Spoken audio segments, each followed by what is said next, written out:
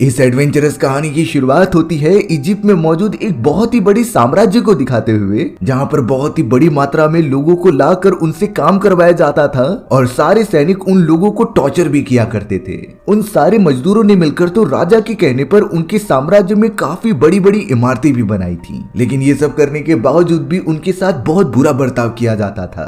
देखते ही देखते ये टॉर्चर करना काफी बढ़ता चला गया। वो सभी मजदूरों को सिर्फ काम के लिए यूज करते थे और उनकी कोई पर्सनल लाइफ नहीं होती थी। इसीलिए अब धीरे धीरे कई सारे मजदूर के संगठन इकट्ठा होकर उनके अगेंस्ट होने लग जाते हैं। अब हमें उस साम्राज्य का एक राजा दिखाया जाता है जो कि अपने सभी लोगों से बातचीत कर रहा था। उनमें से एक लेडी होती है जो कि प्रेडिक्शन करती थी कि राजा के साम्राज्य का आगे चलकर क्या होगा। रिसेंटली राजा को पता चला था कि दूसरे साम्राज्य वाले हमारी सीमा पर खड़े हुए हैं और वो सभी हमारे साम्राज्य पर हमला करके उसे हथियाना चाहते हैं। यही सारी बातें राजा को बहुत ही ज्यादा डिस्टर्ब कर रही थी। इसीलिए अब उन्होंने ये सोच लिया कि उनके हमला करने से पहले हम ही उन साम्राज्य के ऊपर हमला कर देंगे, जिससे कि उनके पास रिएक्ट करने का कोई टाइम ही नहीं बचेगा और हम जंग के अंदर हमेशा उनसे एक कदम आगे रहेंगे। राजा के कहने पर वहां मौजूद सारे लोग उनकी बात मान लेते हैं और अपनी सेना तैयार करने लगते हैं। लेकिन तभी प्रेडिक्शन करने वाली वो लेडी एक चीज बताती है कि इस जंग के अंदर सेनापति की जान काफी खतरे में पड़ जाएगी, लेकिन जो भी सिपाही या राजकुमार उस सेनापति की जान बचाएगा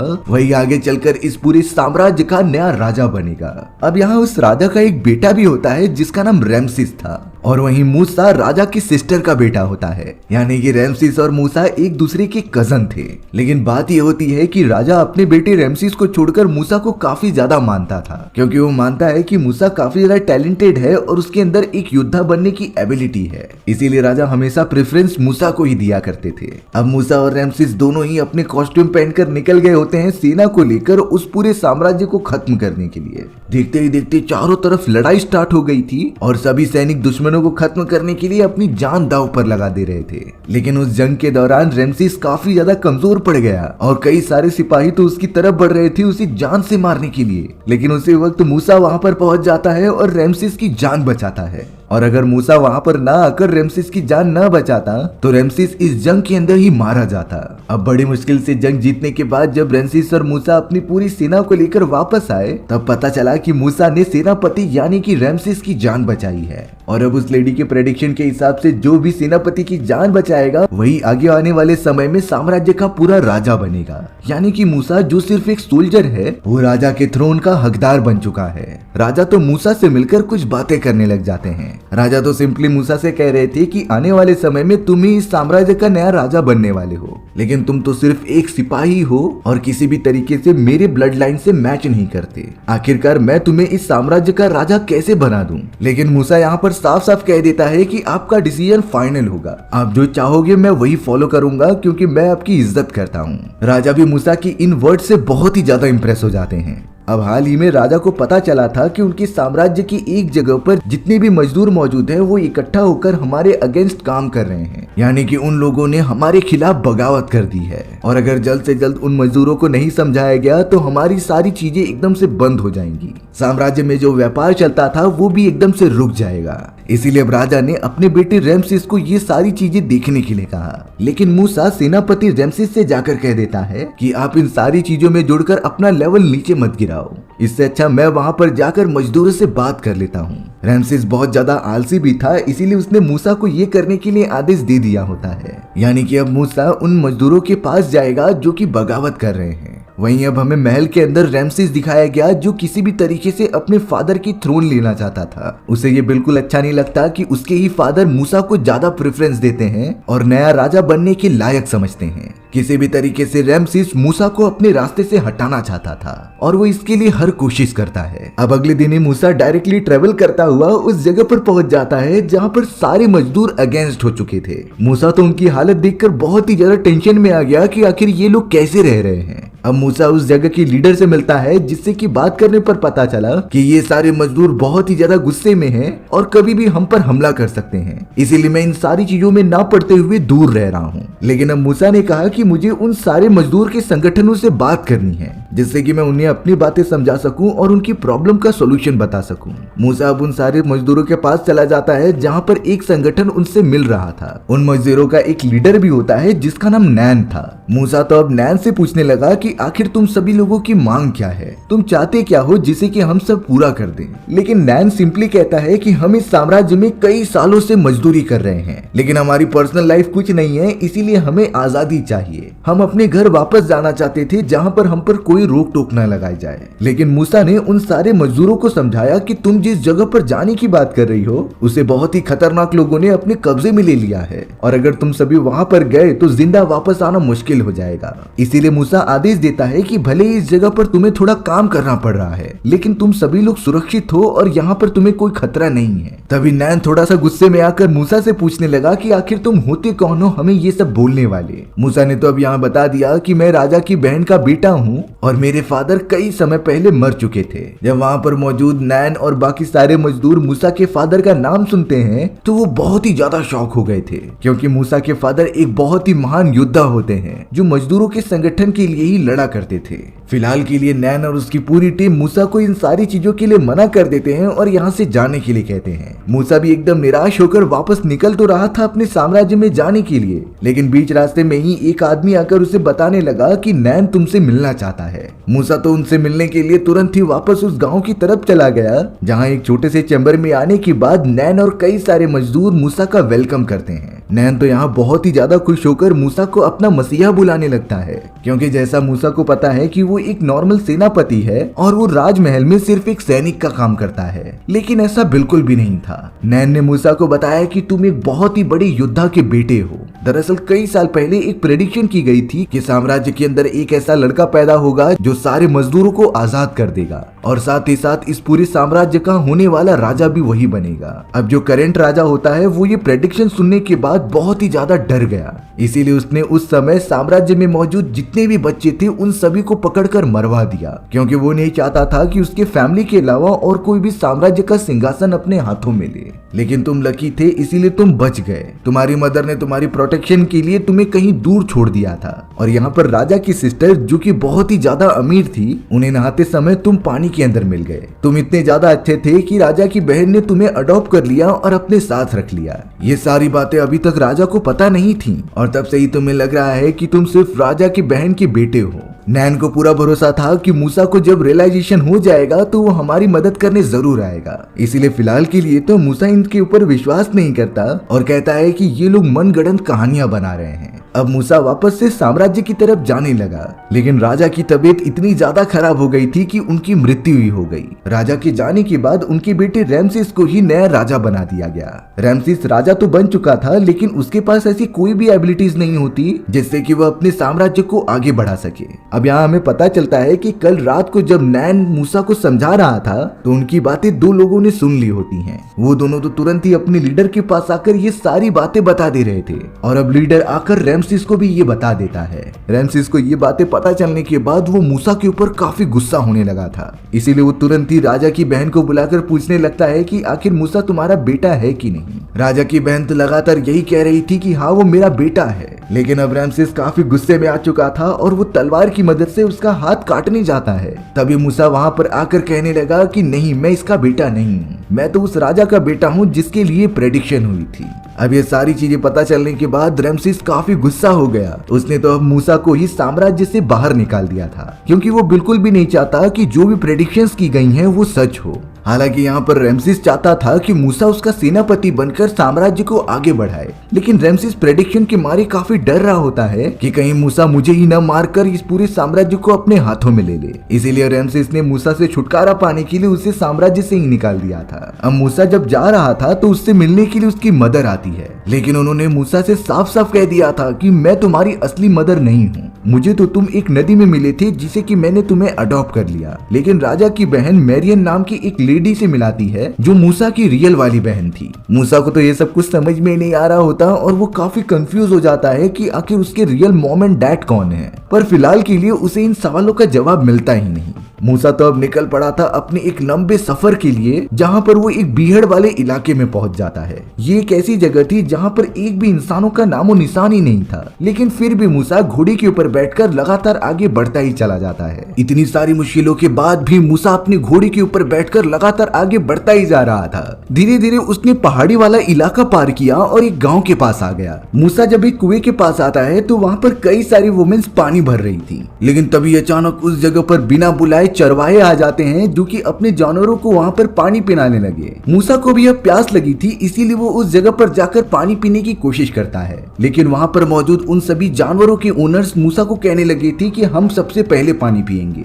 मूसा इस बात से गुस्सा हो गया था क्योंकि इतने समय से उसने अपनी तलवार भी नहीं निकाली और अब वो उन्हें डराने के लिए तलवार बाहर निकाल के हमला करने के लिए आगे बढ़ता है। पर वो सारे बदमाश लोग जो कि जानवरों को पानी पिलाना चाहते थे, वो जल्द से जल्द उस जगह से डर कर भाग जाते हैं। वहाँ जितनी भी वोमेन्स मौजूद थी वो मूसा से खुश हो जाती हैं। इसीलिए अब उन लोगों ने मूसा को अपने गांव के अंदर खाना खाने के लिए बुलाया। मूसा के पास भी कोई और ऑप्शन नहीं होता है, इसीलिए वो उनके साथ चले जाता है। उन लोगों का बिहेवियर देखकर मूसा को इतना अच्छा लगा कि वो कुछ समय तक वहीं पर रुक गया। देखते ही देखते मूसा उन सभी लोगों का एक हिस्सा बन चुका था। मूसा को तो उन सभी लोगों में से एक लड़की पसंद आ गई, जिससे कि कुछ ही समय में वो शादी भी कर लेता है। उनका तो एक बहुत ही प्यारा सा बच्चा भी हुआ था, जिसके बाद मूसा पूरा फैमिली मैन बन गया होता है। उसके ऊपर जिम्मेदारी आने के कारण वो जानवरों की देखरेख करने वाला चरवाहा बन जाता है। लेकिन इतने साल बीतने के बावजूद भी मूसा अपने इजिप्ट जाने के लिए जरा भी नहीं सोचता। अब मूसा एक दिन अपनी जानवरों को ट्रेवल कराते हुए पहाड़ी वाले इलाके पर आ जाता है, जिसे कि सभी लोग ईश्वर का स्थान मानते थे।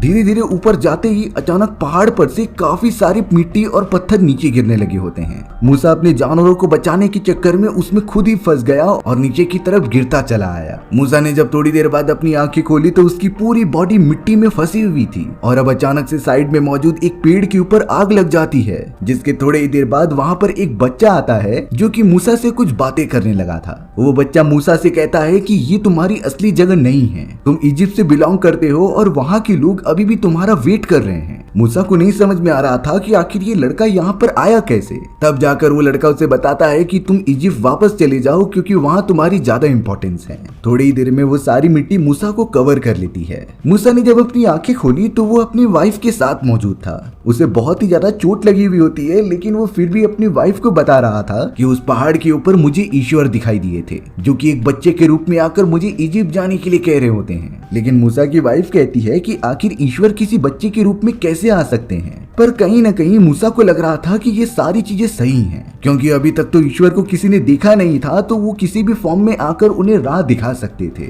अपनी वाइफ से बहुत ज्यादा डिस्कशन करने के बाद अगले दिन मूसा इजिप्ट की तरफ जाने के लिए निकल जाता है, क्योंकि वहीं पर एक्चुअली में वो पैदा हुआ था और वही उसका बर्थ प्लेस है। इसीलिए अब लगातार ट्रेवल करते हुए मूसा वापस से इजिप्ट में पहुंच जाता है, जहाँ पर वो उन्हीं सारे मजदूरों और नैन से मिल रहा था। सभी लोग इतने समय बाद मूसा को जिंदा देखकर काफी खुश हो जाते हैं और उनके अंदर आशा की एक किरण जग जाती है कि मूसा हमारी मदद करेगा। मूसा ने तो यहाँ पर खुद नोटिस किया कि उस जगह की क्या हालत हो गई है और मजदूरों के ऊपर कितने जुल्म किए जा रहे हैं। मजदूरों की लीडर नैन ने तो उसे सारी चीजें बता दी थी कि राजा रैमसिस के आने के बाद क्या क्या चीजें हुई हैं। मूसा तो अब डायरेक्टली ट्रेवल करता हुआ राजा रैमसिस के महल में चला आता है और जब रैमसिस अपने अस्तबल में घोड़ों को चेक करने आया था तो मूसा उसके ऊपर तलवार रख देता है। मूसा ने तो रैमसिस से पूछा कि आखिर तुम मुझे मारना क्यों चाहते हो, क्योंकि तुम ही ने अपने 2 आदमियों को भेजा था मुझे खत्म करने के लिए। दरअसल कुछ देर पहले मूसा जब गांव में मौजूद था तो उसके ऊपर 2 सिपाहियों ने हमला कर दिया होता है। मूसा को लग रहा था कि ये सारा काम रैमसिस ने किया है, पर रैमसिस इसका जवाब देता है कि मुझे इन सारी चीजों के बारे में कुछ नहीं पता। मूसा यहाँ पर रैमसिस को बता रहा था कि तुम्हारे आने के बाद सारी चीजें बिगड़ चुकी हैं, मजदूरों की हालत बदतर हो चुकी है और तुम इस सत्ता को नहीं संभाल पा रहे हो। लेकिन रैमसिस इसका जवाब देता है कि मुझे इन सारी चीजों में कुछ गलती नहीं लगती, वो सारे मजदूर इसी के लायक हैं।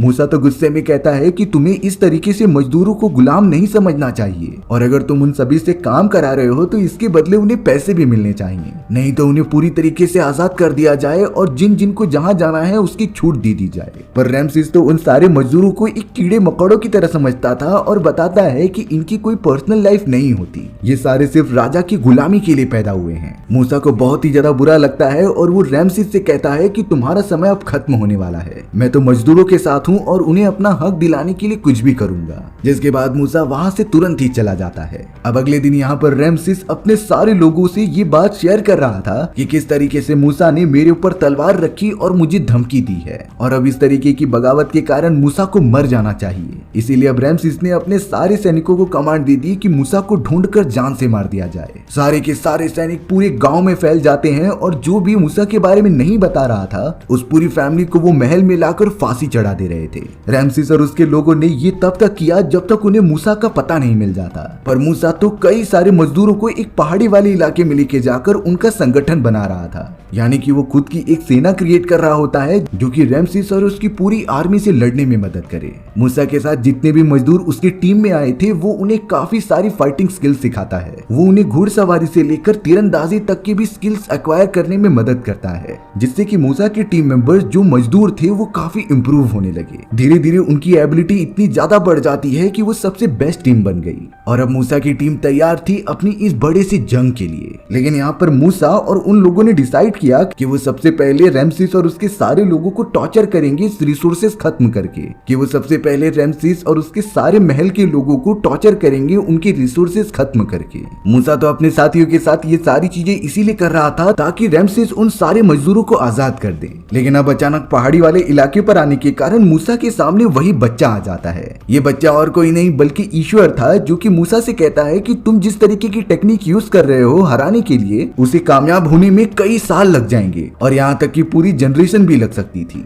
मूसा ने तो कहा कि मैं पूरी जनरेशन लड़ने के लिए तैयार हूँ लेकिन उन मजदूरों को छुड़ा कर ही रहूंगा। पर वो बच्चा जो कि ईश्वर होता है वो कह रहा था कि अब तुम कुछ भी नहीं करोगे, तुम बहुत ही स्लो काम कर रहे हो और मैं इतना वेट नहीं कर सकता। अब इस पूरे साम्राज्य के ऊपर प्रकृति का कहर बरसेगा जिससे कि रैमसिस खुद ही मजबूर हो जाएगा उन सारे मजदूरों को आजाद करने के लिए। अगले दिन ही अचानक उस साम्राज्य की नदियों में काफी सारे मगरमच्छ आ गए थे। वो मगरमच्छ पानी में जो भी दिख रहा था नाव के अंदर घुसकर उन्हें खा लेते और जान से मार देते।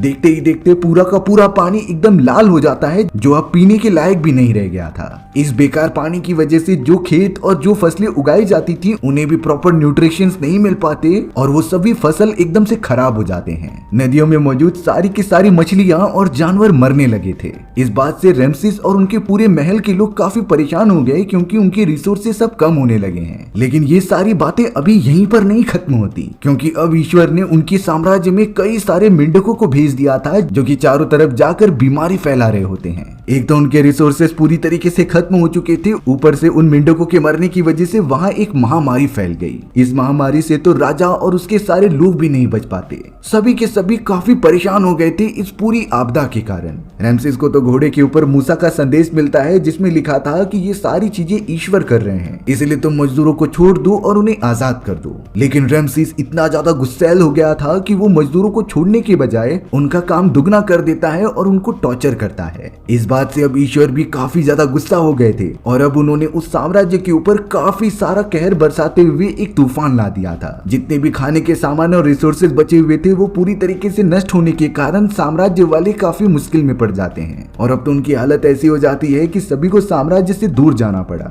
लेकिन रैमसिस उन्हें बिल्कुल भी जाने नहीं देता।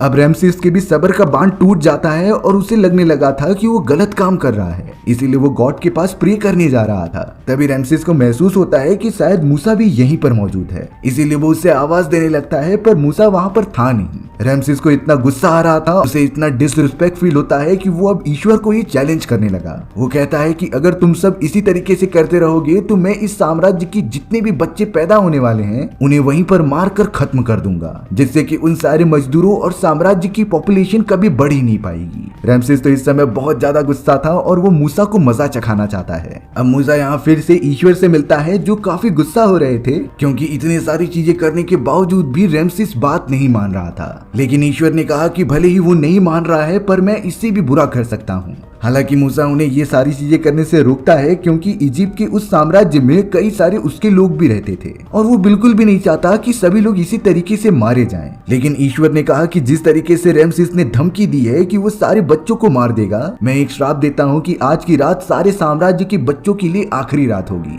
सिर्फ तुम और तुम्हारे सारे मजदूर के ही बच्चे जिंदा रहेंगे और तुम उन्हें बचाने के लिए अपने घर के सामने थोड़ा सा खून रख देना, जिससे कि उन सभी को कोई तकलीफ नहीं होगी। अब यहाँ पर मूसा सीधा रैमसिस के पास चला जाता है उसे वार्न करने के लिए कि तुम अभी भी संभल जाओ, नहीं तो ईश्वर तुम्हारे ऊपर और भी सारी चीजें कर सकते हैं। लेकिन रैमसेस तो मूसा से बहुत ही बुरी तरीके से बात करता है और वो पीछे नहीं हटने वाला था। अब यहाँ देखते ही देखते रात होने लग जाती है जिसे कि ईश्वर ने किया था और राजा रैमसेस के खानदान के जितने भी बच्चे थे वो मर गए होते हैं। सुबह होने पर रैमसेस को काफी बुरा लग रहा था क्योंकि उसका बेटा भी मारा गया। वो तो मूसा के सामने आकर कहता है कि आखिर तुम्हारा कैसा ईश्वर है जो बच्चों को इस तरीके से खत्म कर देता है। मूसा ने उदास होकर बताया कि उस रात हम सभी मजदूरों का कोई भी बच्चा मारा नहीं गया, ये सिर्फ तुम्हारी वजह से हुआ है जो तुम्हारे पूरे खानदान को देखना पड़ रहा है। रैमसेस ने काफी गुस्सा होकर मूसा को कह दिया कि तुम अपने मजदूरों को लेकर जल्द से जल्द चले जाओ क्योंकि मेरा साम्राज्य तो इस तरीके से ही खत्म हो जाएगा। और आखिरकार मूसा ने जो चाहा था उसे वो मिल ही गया। वो तो सारे मजदूरों और सभी लोगों को लेकर वहाँ से दूर जाने लगता है जहाँ पर मूसा पहले रहा करता था। उन सभी मजदूरों को इतने सालों बाद आजादी मिली होती है जिससे कि वो काफी खुश थे।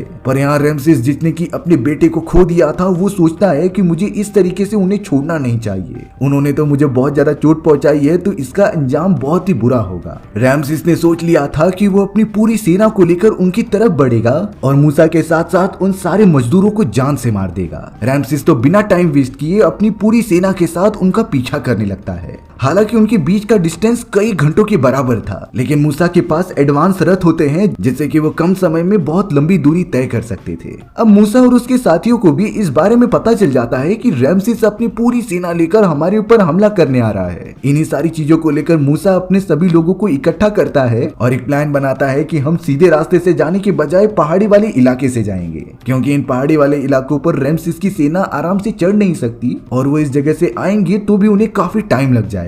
मूसा तो लगातार अपनी सेना को लेकर आगे बढ़ ही रहा था पहाड़ी वाले इलाकों से और उसने जैसा प्लान बनाया था वैसे ही हो रहा था क्योंकि जब रैमसेस अपनी सेना लेकर पहाड़ी वाले इलाके पर आया तो कई सारे सैनिक नीचे गिरकर मारे जा रहे थे। इन सारी चीजों से रैमसेस का काफी नुकसान हुआ, लेकिन फिर भी रैमसेस जल्द से जल्द मूसा को मारने के लिए उनके पास पहुंच जाता है। मूसा को तो अब ईश्वर से एक संदेश मिला था कि तुम नदी के किनारे आ जाओ, वहीं से तुम्हें पार करके दूसरी तरफ जाना है। अब जब मूसा के सारे साथी वहां पर आ जाते हैं तो काफी डरने लगे कि इस तरीके से कैसे वो नदी पार करके जाएंगे, लेकिन मूसा को ईश्वर पर भरोसा था और वो जैसे ही पानी के अंदर जाते हैं तो पानी का बहाव कम होने लगा था। पानी दो हिस्सों में बट जाता है जिसे कि ईश्वर ही कर रहे थे ताकि मूसा और सारे मजदूर दूसरी तरफ चले जाएं। वो लोग लगातार आगे की तरफ बढ़ने लगते हैं, लेकिन अब पीछे की तरफ से रैमसेस और उसकी सेना भी आने लगी। उन्हें लग रहा था कि ये जगह खाली है, इसीलिए वो उनका पीछा करने लगे। वहीं अब थोड़ी देर बाद मूसा और उसके सारे मजदूर पानी की दूसरी तरफ पहुंच चुके थे, इसीलिए अब ईश्वर की ताकत की वजह से जो पानी दो हिस्सों में बटा हुआ था वो अब वापस से अपनी पोजीशन पर आने लगता है और इस पानी के अंदर रैमसेस और उसकी पूरी सेना डूब रही थी। मूसा तो अपने सभी लोगों को दूसरी तरफ भेजकर वापस रैमसेस की तरफ आने लगा क्योंकि वो नहीं चाहता था कि रैमसेस इस तरीके से मारा जाए। देखते ही देखते रैमसेस की पूरी सेना इतने बड़े पानी के बहाव में डूबकर मरने लगी थी, यानी कि ईश्वर ने एक साथ ही उसकी सेना को खत्म कर दिया। हालांकि इस पूरी आपदा के अंदर मूसा और रैमसेस बच जाते हैं। वो दोनों कजिन्स तो बाहर निकलकर एक पहाड़ी वाले इलाके पर आकर बैठे थे। यहाँ पर रैमसेस को अपनी गलतियों का एहसास हो गया था और वो मूसा से माफी भी मांगता है। रैमसेस तो वापस से इजिप्ट वाले साम्राज्य में चला गया और वहीं मूसा अपने बाकी फैमिली वालों के पास आ जाता है, यानी कि मूसा ने ईश्वर द्वारा बताए गए रास्ते पर चलकर उन सारे मजदूरों को अपना न्याय दिलाया जिससे कि वो मजदूर जहाँ चाहे वहाँ जा सकते थे। मूसा को भी अब ईश्वर पर पूरा भरोसा हो जाता है और वो जहाँ भी जाता ईश्वर उसके साथ रहते। और इसी तरीके से हमारी ये एडवेंचरस कहानी यहीं पर खत्म हो गई। सो व्यूअर्स, आपको ये स्टोरी कैसी लगी कमेंट सेक्शन में बताना भूलना मत। और अगर आपको मेरा एक्सप्लेनेशन 1% भी अच्छा लगा होगा ना तो वीडियो को लाइक एंड चैनल को सब्सक्राइब जरूर कर देना। मिलते हैं इसी तरीके की मजेदार वीडियोस में, तब तक के लिए बाय बाय।